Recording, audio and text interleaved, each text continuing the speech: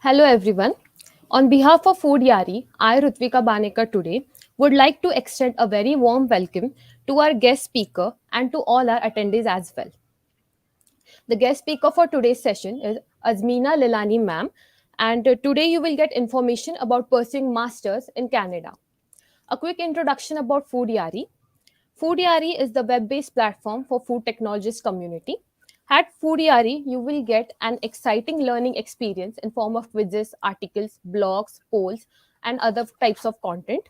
Foodyaari also introduces you to a large group of food professionals so you can interact and have meaningful conversations with them. Now, introduction of our speaker for today. Azmina ma'am has completed her B.tech in food technology from MIT School of Food Technology located in Loni Karbhur, Maharashtra. She has completed an online degree in the year 2020 titled Food and Beverage Management from University of Bocconi, Italy.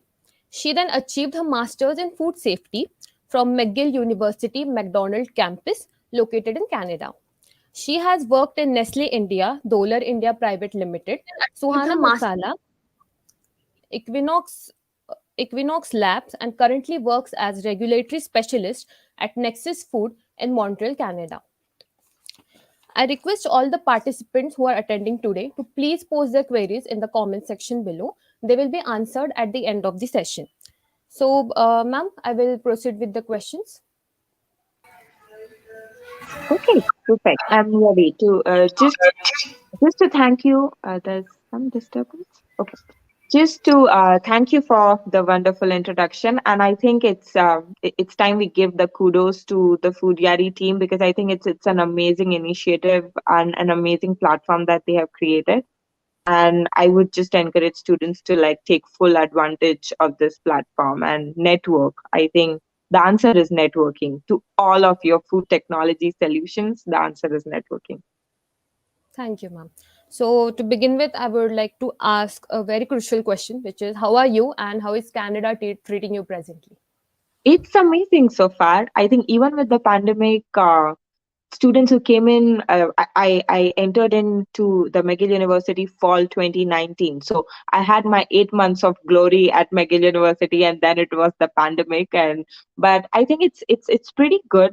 I think it's a very student friendly and immigration friendly country, I would say. Even in terms of jobs or work, it's just, I love the balance here in terms of even if you're a student, even if you are a working professional, the balance that this country gives is amazing. So it's good so far. Glad to hear you're doing great. Now I would like to move to the questions which will help attenders to make decision whether or not to pursue degree from Canada. So first question would be, how did you decide on the university? So for me, it was a lot of factors. When you're considering to move countries, you don't only focus on the degree, but what kind of benefits is the country giving you? What is your action plan after you complete your master's? It's very important that you plan accordingly because we know even after bachelor's in food technology in India, we know the situation right now about how confused and how pressurized students feel about will they end up finding a job, will they not, what's their option after that. So it's very very important that you plan ahead. So I think the most important factors that somebody should consider while going to a university abroad, first the country, what kind of options do you have after you complete your masters or any degree that you're pursuing. The other thing is finances. Like, can you afford the country? Can you afford the university? Because according to me, you can have your degree from the best university ever, but what's the point if you end up in student debt for like 10 years after you complete your masters? So I think that is something that you should really consider. And then in the end, of course, comes what are the, like, it's not the universities, because there's a whole generalized concept of like the courses that the university gives. It's not like India where you decide that, okay, I need to do bachelor's in something, and the universities are these, and they all give bachelor's in food technology or bachelor's in food science. Or but it's not the case here. I want the students to really understand that when you do your research for universities, every university is different, every course that it provides is different. It's not a generalized thing. So I would go for the courses and what I'm going to study in those 2 years or 3 years I am at some university, and what am I going to get out of it. So I think these are like your deciding factors when you choose to go to a university. So in my case, I knew Canada is something that would give me all that I'm looking for in terms of life after graduation. And then I went ahead and saw, okay, which are like the topmost universities that I can get in this country for this course. And then I kept my priorities based on university ranking, talking to people who passed out from that university, where are they right now, what kind of jobs they are doing, how long did they have to take to find their first job after graduation. So I think these are the deciding factors. So, as you said before, networking and with alumni support and everything, you can decide. For And sure. modules also, like the website displays modules, like Yes. university does that, Yes. so you can get help with that. Yes. I think what I've observed is sometimes the research when the students do, it's not thorough. And sometimes the questions based on what I've gotten so far from students is they don't have the research tools or they don't know how to look for things. So I would like to say it's the websites the universities have are very vast. You need to spend some time. You need to go into every section that the website has, and you have to look deeper into what kind of courses, what kind of professors. It's all there. Everything that the university has, it's all there. You just have to look. So I think in terms of research tools, it's very important that you, I think how much of a people say Quora is like a very, very good platform to kind of see what Yeah. actual situations people have been in, what is their deciding factor for certain things. So for sure, I think research is somewhat lacking in terms of like students face these troubles. They are looking for the right people to ask these questions, but so often I feel it's just you who can find those on your own. So it would be a personalized would be good. Like if students look for themselves, then it Yes, would be I like think great. you come to know. That's what I have seen, because you can get perspectives from people, but in the end, it's you, and everything. Different things appeal to different people. So sometimes you might take somebody's perspective and go ahead with it, but you might end up not liking something because it's not what you appeal to. So yeah.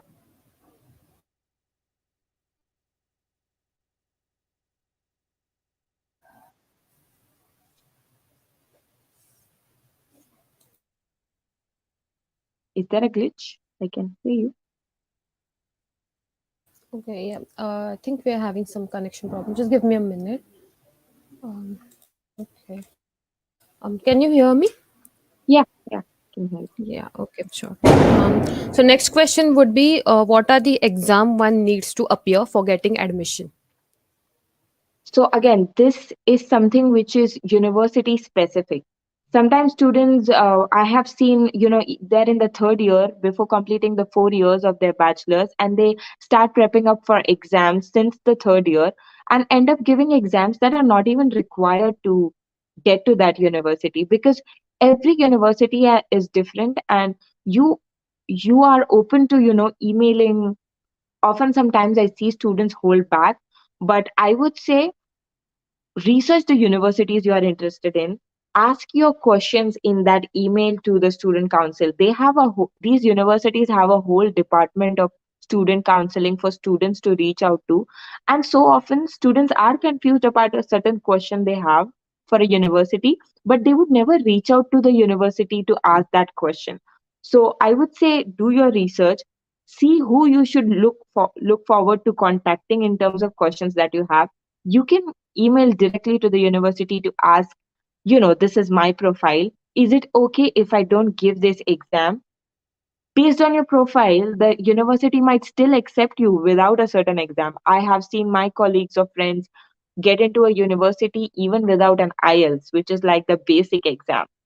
So, in terms of the food world, I would say GRE and IELTS are like the two exams that universities accept. But if you have done a bachelor's in food technology, which is like a 4-year degree course, which they highly value in all of the countries I have seen. So sometimes you even get waived for a certain exam because you have not done just BSc, let's say a 3-year degree, you have done a 4-year degree. So a 4-year degree holds a lot of value in here. So they might even waive you for certain exams, you might never know. So I would say ask that direct question to the university you are interested in. This is my profile, these are the exams. Sometimes it might not be a requirement. Let's say at McGill, it's just IELTS, that's the requirement. At another university like Guelph, maybe there's a lot of competition and you have your IELTS and your GRE. Let's say GRE is not a requirement, but you have it, which proves something in your profile, which makes you stand out from other applications. So it's again university to university, and there's always a requirement, a basic requirement section for each course that you're looking for. Sometimes I see students do have a lot of questions of, oh, what do I need to get into this university? It's all there written in their requirement section. And even if you have any questions, you reach out to the admin section because they have a whole department to answer your queries. So I would say just not hold back, just go ahead and ask the right questions to the right people, and you'll have your answer. Okay, so for the record or for concluding, we can say IELTS is like the basic one, which is Yes, needed it's or the which you basic. gave.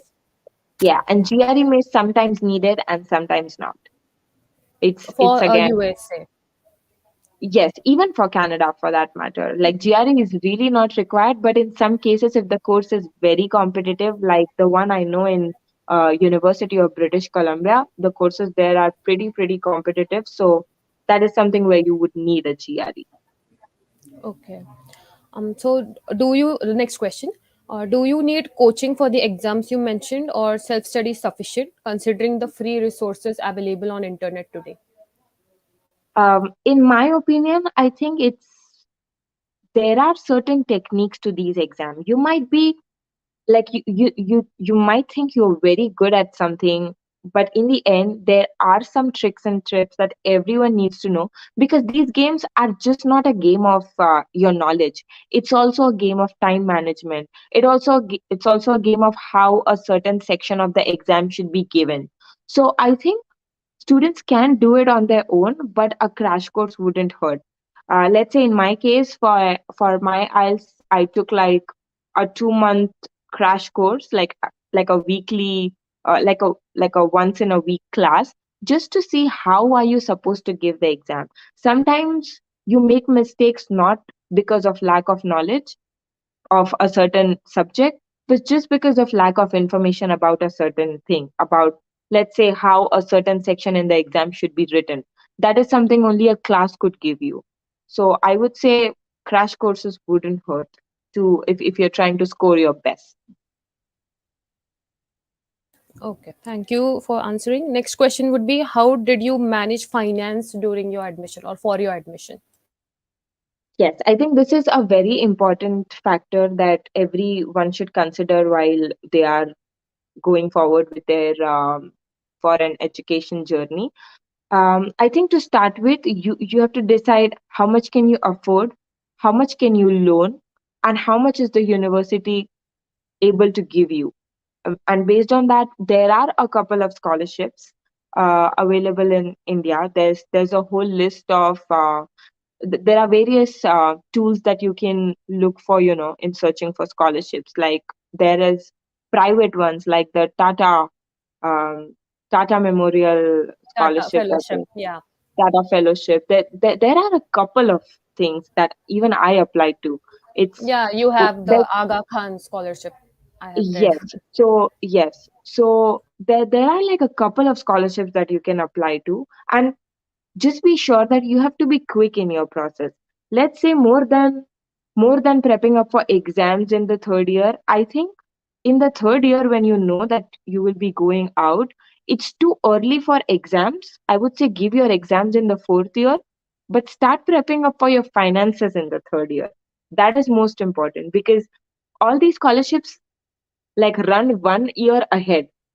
By the time you realize that you have got admitted to a university, and you want to go forward, the deadline for the scholarship would be gone because they accepted students for that year 1 year ago.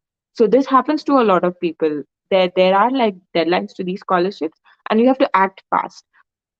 The other thing people ask me is, what if I don't have an offer letter? Would scholarships still give me the funding before even I have the offer letter? Which is true. They do consider you based on your overall profile and your choices of universities, and they judge you and rank you based on that. So I would say yes, scholarships are given away without an offer letter in your hand. But based on how strong your profile is, even the person who is reading your application in the scholarship department knows that what is your choice of universities and what are your chances of getting into that university based on your profile. So I would say do that research and act fast in terms of scholarships. And in terms of student loans, I think SBI has some very good policies, and they are very systematic in terms of I have seen so many of my colleagues and friends like have a hard time with banks, but I could totally recommend the foreign education policies that SBI has. They are very organized, and they give you an answer quick. It's not like there are 30 days left for you to move, and then you get an answer from the banks, and it always happens last minute. The bank works are always, they keep you in the gray of what will happen and will you have your funds to move or no. So I think plan well ahead. That's the only solution for managing your finances. Okay. Next question would be, do universities provide any type of placement support? If yes, then what is the procedure? So it's not like you get into like the best university and you are all set, and there would be campus placements and people would come to you to give you jobs, which is not the case. Like again, I could not enough press the importance of networking and what you have done in the time you were at a certain university, how many people you know, how many professors know you well. So I think that matters a lot. So I saw in some cases for some of my colleagues and friends, the professors were a very good help in terms of uh, getting you in touch with industrial contacts in professors have been in this field for a very long time, so they have their contacts, they know people. Sometimes they were in the industry and now they are like in academics. So it matters a lot about how well you are in touch with people you meet with at the university. um, these universities always also have like placement departments, but you have to go there, tell them what you're looking for, what is your objective in the next year that you're looking to graduate from this university. And there are also general opportunities that come in while you are at the university. Let's say you get an email from the student department saying that we have certain companies that are looking for candidates, and but it's always you who have to take the initiative, go out there and get that request. It's not like you register yourself into like a placement cell like it's in India. The like universities or colleges, they have like a placement office. It's not like that here. You have to take the initiative, you have to reach out to the right people. And moreover, I would say reaching out to people who are like seniors and have been through the same process as you before, they might help you recommend people, and they might help. Maybe there's a vacancy in their where they are working. So it's all of networking, I would say, getting a job here after graduation for sure. So it would be alumni community help you, like if you Yes, be active yes. I from think your I think the side. best answer, yeah, the alumni community, and also university. If you are out there and you really perform well, and professors really worry about getting getting you to where you really want. So as soon as you get into the program, ask for that help. As soon as you get into you start the course, start planning ahead. What will you do when you finish the course? So we have to be like quite energetic from our side as soon as Yes, we start. yes, you Yeah. have to take the initiative. If you plan ahead, you will end up right where you are supposed to. Next question would be, self studies and assignments are preferred, unlike India where classes are held. Is it true? Yes, for sure. Even in terms of masters, my experience with the university here was so surreal in terms of you are really out there.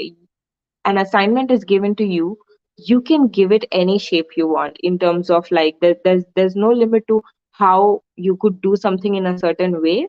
But it's a lot of self study for sure.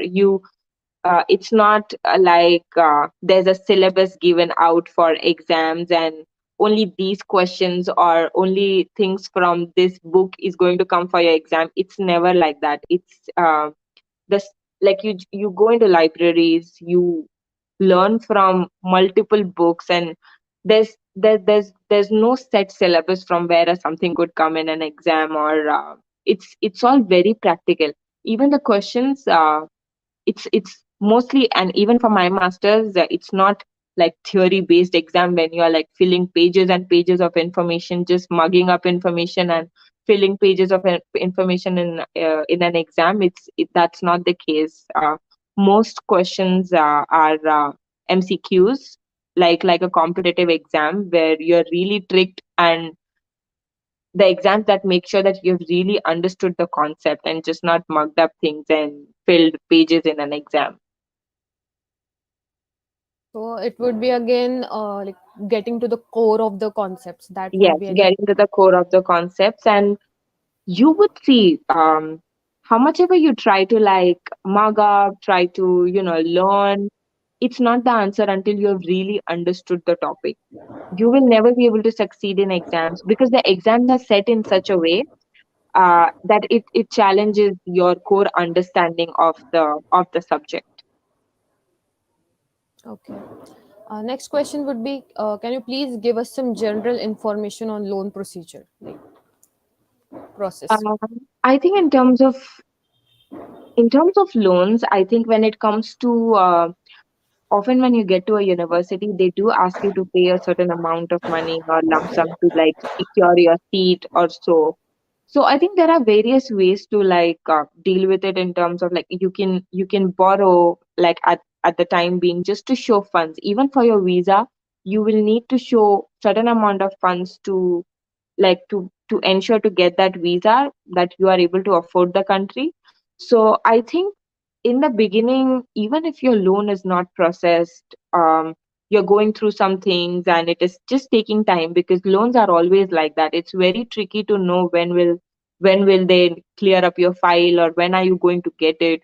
But I think in the beginning, the answer is just doing those adjustments to secure your admission and the visa, and then everything can be thought anything else can be thought about later.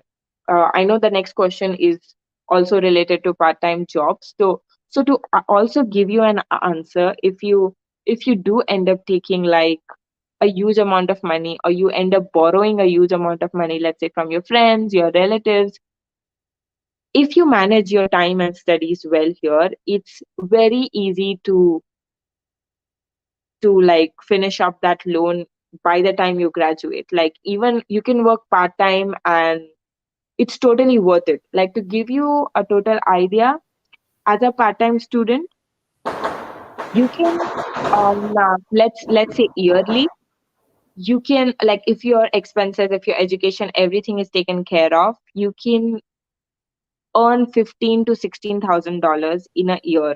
So to give you an idea of how fast you can return Pay of the back the borrowed loan. money, may it be loan, may it be something that you've taken from your relatives, it's very easy. And the life you would have after that would be much more smoother, in terms of let's Financial say stability. let's say your course as a whole costs, let's say $30,000 or $35,000. So as I mentioned, that even as a part-time worker, you you are already earning half of your whole course money.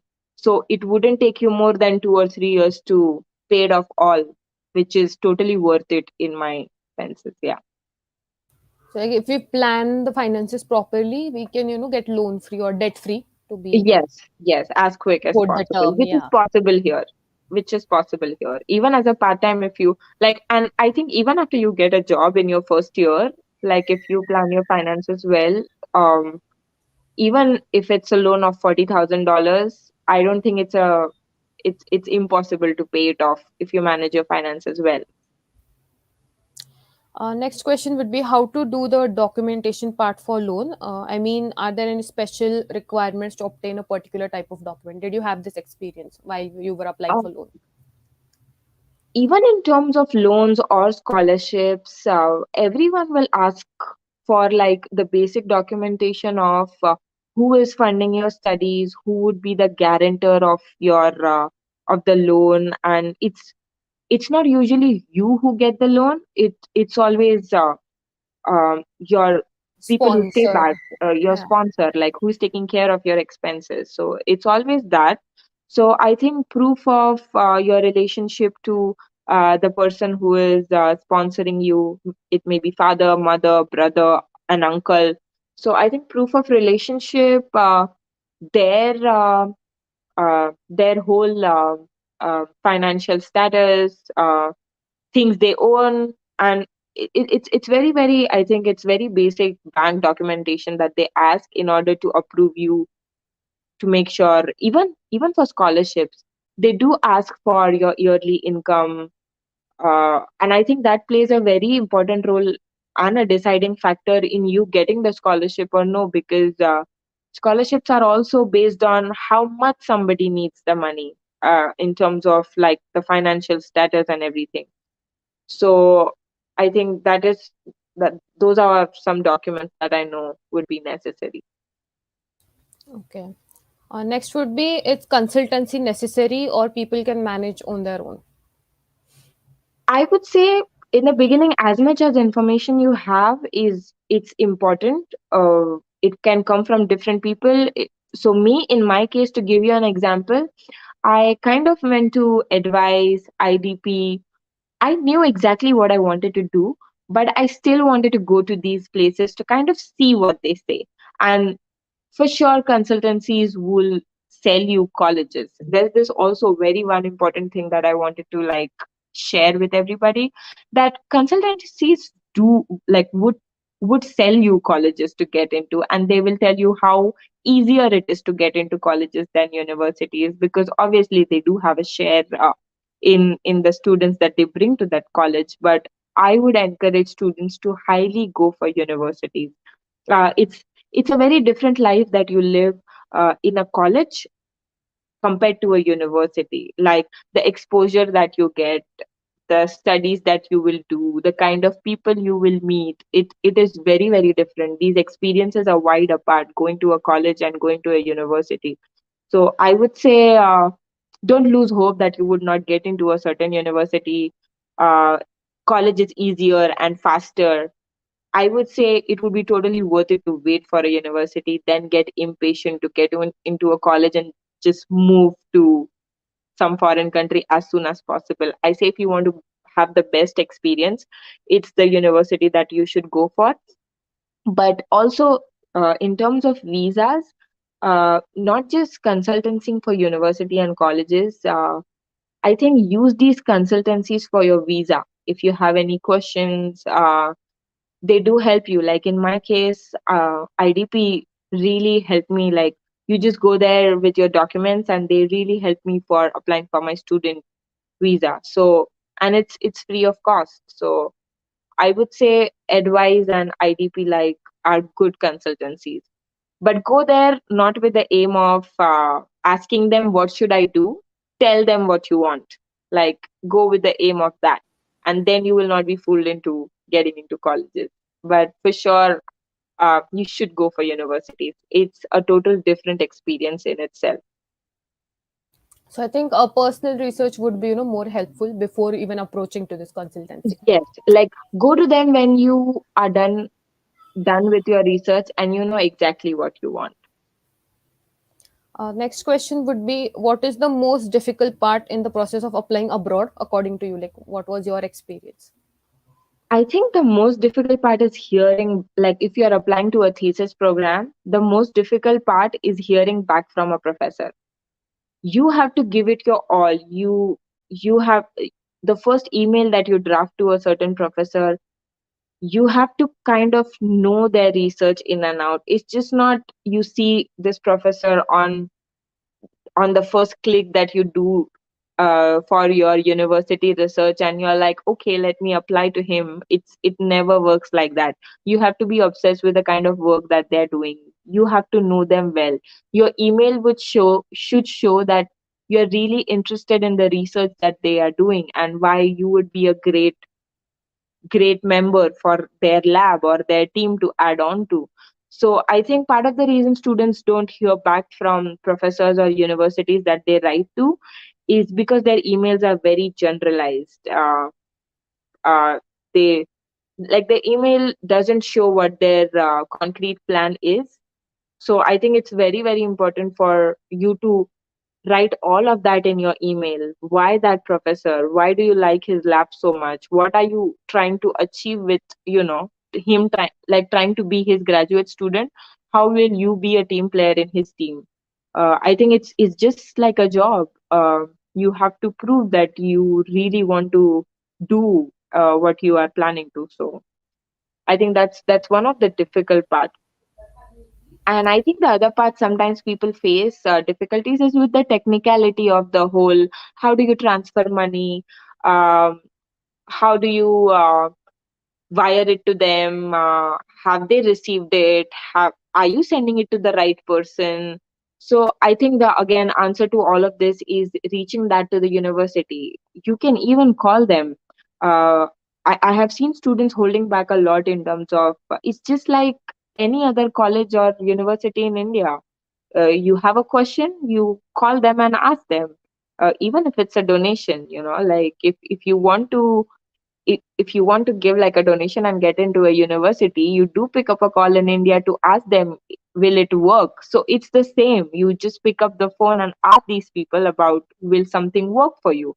So it's just the same. It's just that people make a whole big deal out of like universities abroad. It's just an institution in the end. They're also here to like for business. So I think pick up that call and do ask them if they have received a wire transfer, or if you're facing a difficulty sending money to them or anything of that sort. So I think these technicalities are also something that students face, which can be resolved if you know the right person to contact to. So I think it all boils down to like how much you active you are again, and Yes. like have you decided like what you want? In the end, like you have Yes, this you one have to aim. be very sure in terms of like your whole journey to do your masters and trying to make a life in another country. You have to make your 5-year plan about what exactly when you will be doing, because it's another thing is it's very easy to get lost here. In like when you come, there's just so much happening around you that when you come here you won't find the time to do it when you are in India, and when you're doing and when you're starting that journey, because for sure when you come here there would be so much to do. There is so much happening around you. It's just easy to get lost. So Yeah. So I think a vision board or something like that can help. yes, Like for it's not. sure. How much ever, yeah, geeky it sounds, how much ever, but you have to do it. Like make your 5-year plan. Next question would be: was there any preparation strategy from your side, like any special strategy apart Yeah, from the first things you mentioned? Anything else? I think it all boils down to how strong your profile is for a certain university. And it's understanding, it's just like what you do for a job. You look at a job description, you see where you fit, you see what experiences relate to what you have already done, and how can you put your best application forward. So in terms of that, I think my strategy was just to make the best profile I could. uh, I think throughout my bachelor's degree, since the first year I knew what I wanted to do. As soon as I finished my 4 years, the plan was ready. And you kind of need to think about that in your first year, because it's also that is the journey that is taking you to somewhere. So what needs to be done during that time? Are there certain courses that would make your profile stronger? Are there certain things in your CV? Is there a certain internship that you should be taking to make your profile look stronger? So I think it's a whole big process. Your strategy is the whole big process of how do you want to do it. So in my case, it was the profile. I made my profile my strength, and that's why I think the process was smoother because the profile spoke for itself. Next question would be most students offer part-time jobs abroad. So are they enough to cover the living expense, and also is it possible to manage the studies along with the job abroad? Yes, I would say so. It's not like universities here are not like you go in at 9 and then there are a series of lectures and you finish at 5 and your whole day goes in that, and then you come back and you do assignments, you write and write like 100 pages of assignments. It's not like that. Like, to give you a whole gist of let's say if you choose your courses well, and then here it's all a matter of choice. What courses do would you like to have? What are the timings? You build your own calendar of where do you think a certain course would fit in your calendar. You can plan your week about what lecture do you want to attend, do you even want to take this course. Your schedule may not be same or similar to your friend in your same class because they have taken different courses. So to give you like an example, the way I designed my course, it was just 4 lectures a week, which is 2 hours of lectures. So let's say 8 or 9 hours of school. You have the whole rest of week to yourself to plan if you want to work like 5 hours a day, or you just want to do straight up Saturday and Sunday. So that's on you. That's on you how you plan it. If you want to like dedicate your Saturday Sunday to just studying and catching up on school, or do you want to fully give those days, or you want to work a few hours during the weekdays. Even jobs like that here are very flexible. Maybe you can do a 5 p.m. to 8 p.m. somewhere in a fast food chain. Or you might work at the library for a few hours in the morning when you don't have a lecture. So it's how you plan your calendar, how much time do you have, and how are you going to make use of that time. So I think managing is very, very easy here. You could get a couple of jobs, not one at the university. Like in my case, I did invigilation for exams because you are a master student. So technically, you are senior and you kind of invigilate students from bachelors who are giving their exams. So there are a couple of things that you can do at the university as well. You could work at the library, you could assist a professor in doing something. There might be a research assistant position available. There's a lot of that, a lot of things that you can do. Even if you want to work outside university, like low pressure jobs, just go to a fast food chain. Finding a job is very, very easy. You just pass on your physical resume and you just get jobs. So it's not that difficult. Next question would be letter of recommendation should be provided by whom? How to make it attractive or strong? Uh, I think again making your best profile is if you professor recommendation is good, but let's say if you want to in my case I think I needed 3 recommendation letters. So it's always nice to mix and match, like don't give just like if you have 3 options, don't give like 3 professors, because your profile should like people should have like varied things to say about you. Like maybe in terms of the professor perspective they would all have the same things to say about you, but what if you change one professor with some supervisor that you met at an internship, or you did a short job somewhere, you assisted somebody. uh, Recommendations can be anyone. Like for example, Ritvika, you're doing this right now. You could have a recommendation from me, how you did your whole organization of certain events, if I have known you personally or outside, or it can be anyone. It cannot be just your professor or your college. You could have one professor, one supervisor you met at an internship, and one. one guest speaker where you encountered some research you did at a certain expo or exhibition, somebody liked it, or you won something at a certain event or competitions that we go to. It could be the person who judged you at that competition, could be anyone. Depends on what course it is. Like, let's say if it's a food science course and your professor is looking for research, put in as much recommendation from somebody who is into research. So yeah, I think that would make sense. And if it's a management, like let's say if you are not taking food science, you want to do a master's in business management, then a work recommendation would be very, very important, because these courses also look for something outside your studies, which is how well you perform at a job or something of that sort. So I think a mix and match is important. So I would like to take some questions from the participants. First question we have is from Jeanal. She's asking, she has done BSc in biotechnology, so can she apply for food science and technology in Canada? Yes, so there are, like I said, they do value a 4-year degree more. But again, if like for McGill, for example, they have never mentioned that they need a 4-year food degree course to get into the university. They have mentioned BSc, but sometimes there are certain.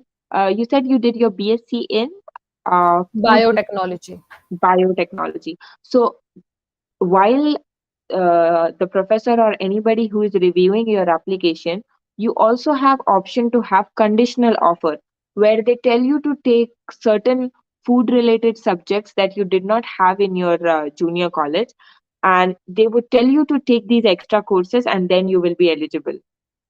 So it's just a matter of taking those extra courses to be able to do it. So I think in this situation, you should write to the university about your profile and ask them if it's important for you to like take any other courses or something that the university is looking for. Next question is from Charlotte Matthew. She is asking how well companies in Canada accept food masters from European countries, like for example Germany, for jobs. Do you know anyone who has done masters in Europe and got a job in Canada?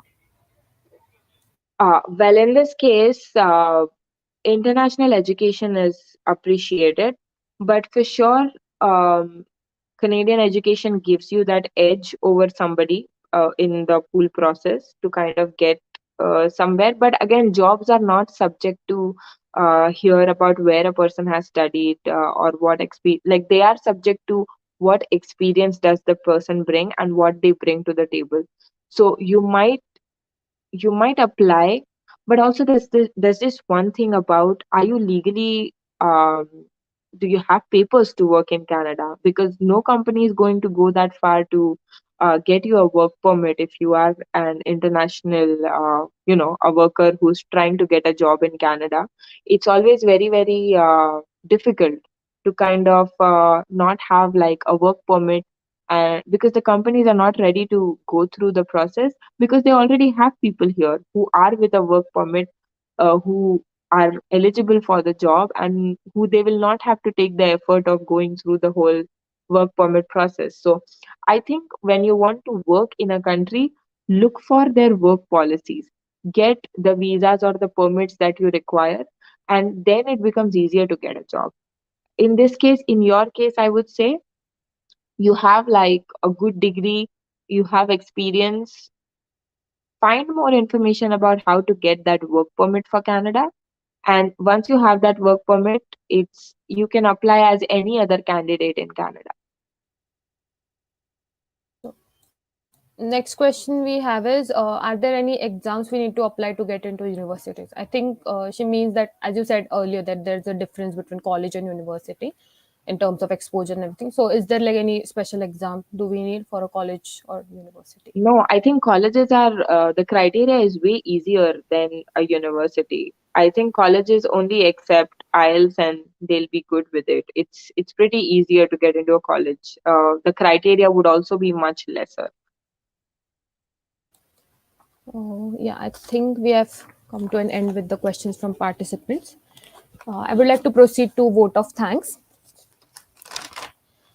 I would like to extend a heartfelt thanks to our speaker, Azmina ma'am, for today's webinar, and also to all the attendees. I request the attendees that if they have any questions left, to send them to the email ID which is mentioned in the comment section, and Foodyaari will try to answer all those later. I once again thank you, ma'am, for taking out the time from your busy schedule and guiding us like so detailed information. And I hope you are well and all the best. Thank you. Thank you very much.